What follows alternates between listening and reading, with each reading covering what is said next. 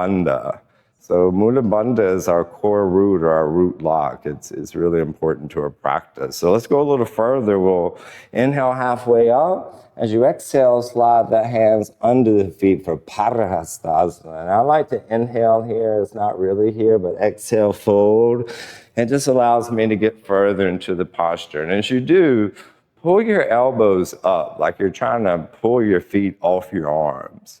And you'll notice that little bit of separation there in your wrist. It's going to feel really good, especially if you have carpal tunnel, if you spend a lot of time in the keyboard and doing things of that nature. Our wrists kind of take a toll, so we have to make sure we work them out just a little bit.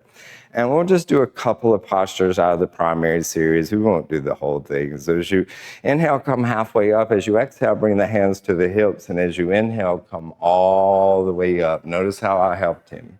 We'll come back to the mat to Samasthitihi. And we'll just take a page out of the primary series. So as you inhale, open up and step to the back of the mat. As you exhale, tuck the hips as you take the right hand either to the big toe. I hope that felt good. Or to the right shin, or wherever you need to take it. Once you get planted, make sure that back foot feels stable. Then just lean back. Just think of it leaning into a wall. Come on back. I got you. Good. And think fingers, spread them wide and reach for the sky. See how that helps you lift.